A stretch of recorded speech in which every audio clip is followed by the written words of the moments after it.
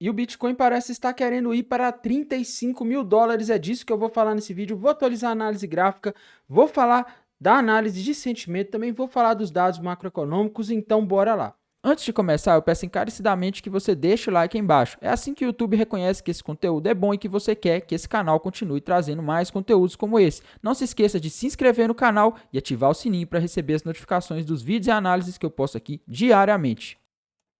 Bem, pessoal, então o Bitcoin parece estar rompendo aquele triângulo simétrico que eu comentei ontem para baixo. É o que parece, é o que a gente está conseguindo ver, pelo menos no gráfico do Bitcoin de uma hora. E se isso se confirmar, o Bitcoin pode voltar para 35 mil dólares. Pois é, na análise de ontem eu comentei que o único padrão que eu conseguia ver aqui mais claramente no tempo gráfico menor de uma hora, no caso, era um possível triângulo simétrico, que normalmente é um padrão que gera dúvidas, né? Ele indica que o mercado está em dúvida, mas no contexto de continuação ele tende a dar a sequência ao movimento prévio, que no caso indicaria o Bitcoin ir até os 40 mil dólares, que seria o alvo dele. Mas tudo sempre depende de para onde o padrão vai ser rompido, né? E aparentemente ele está sendo rompido para baixo, infelizmente. E se a gente fizer uma projeção aqui de onde seria o alvo dele caso busque para baixo, né, o alvo estaria na região dos 35 mil dólares aproximadamente. Tá? Então, o que o gráfico do Bitcoin de uma hora está dizendo é que o Bitcoin pode ir a 35 mil dólares. Eu particularmente não confio muito nesse padrão triângulo simétrico, não é meu padrão gráfico favorito para análise, mas é o que o gráfico está dizendo aqui, tá? Existe probabilidade de acertar e errar. Geralmente esses padrões aí, eles têm alguma confiabilidade. O triângulo simétrico, como eu disse, não é meu favorito, porque na maioria das vezes ele costuma fazer algumas armadilhas, né? Mas o que eu consigo ver aqui no gráfico do Bitcoin por enquanto é isso, tá? Nada de muito novo. Aquela linha de tendência de alta no gráfico de uma hora dos últimos dias parece estar sendo perdida, tá? A gente vê aqui que o Bitcoin ele vinha fazendo um movimento aí em cima de uma tendência, né? Uma possível micro tendência. Ele batia nessa linha e subia, batia nessa linha e subia, e agora ele bateu e não está conseguindo mais, tá? Então isso é um sinal de que talvez o Bitcoin esteja perdendo força aqui no gráfico de uma hora. Isso não quer dizer que ele não pode buscar outros alvos nos próximos dias. A gente tem que lembrar que a gente está falando do gráfico aqui de uma hora, que é um tempo gráfico menor, tá? Então, essa é a visão aí do gráfico. Temos que falar aí também dos outros mercados, né?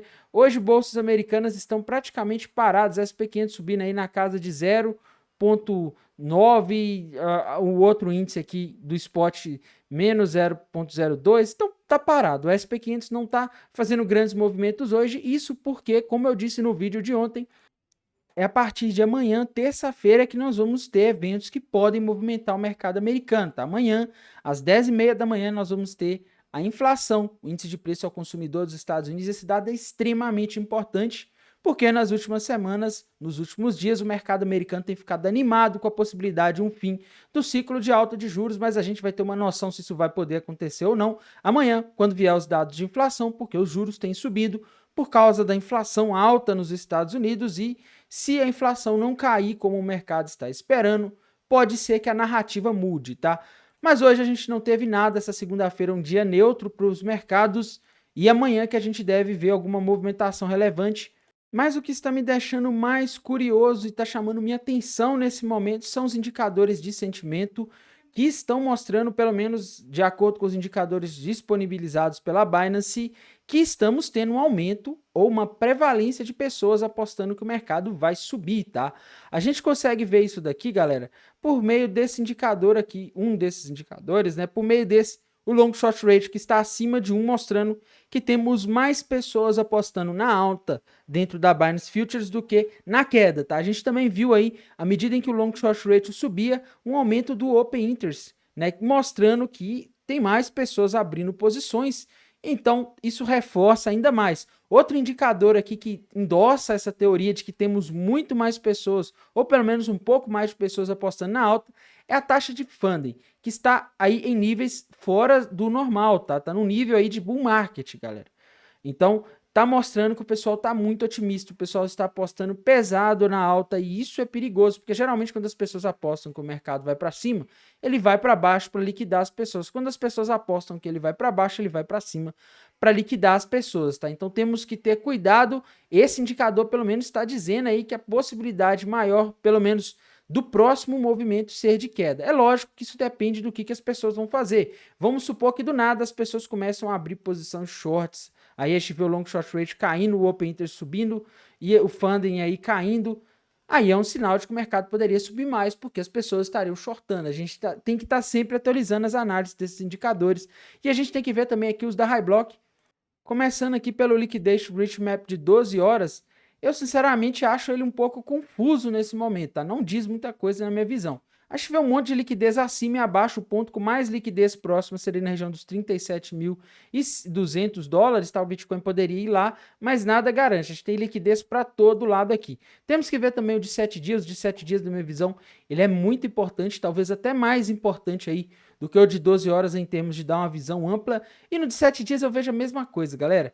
Liquidez para todo lado, tá? Liquidez acima, liquidez se acumulando abaixo, tá? Então, eu fico um pouco em dúvida aqui em relação a esses indicadores, mas a gente vê que na região ali dos 35 mil dólares, onde o mapa de calor está mostrando que tem alguma liquidez, o alvo daquele triângulo simétrico tem liquidez, tá? Então, não me surpreenderia se o Bitcoin caísse aí para buscar essa liquidez. Na região dos 38 mil dólares tem bastante também.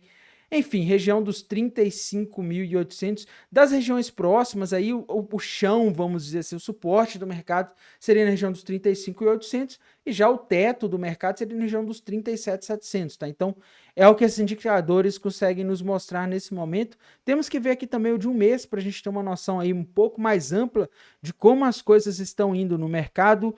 E aqui no de um mês, galera, eu vejo o seguinte, tá?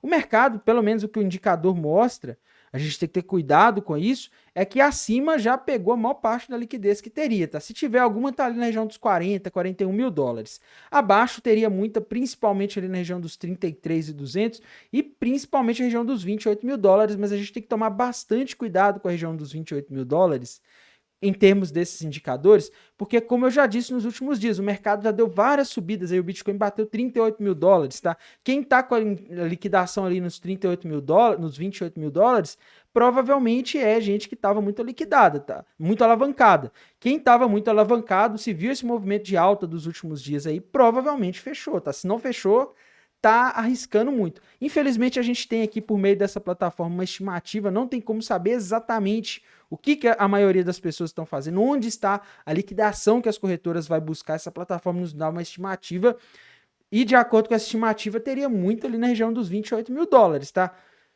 Aí entra a questão, será que essas pessoas fecharam as posições ou não? Isso aí é a grande dúvida do momento, né? Então, essa aqui é a situação do Bitcoin. Temos que ver também aqui da Ethereum.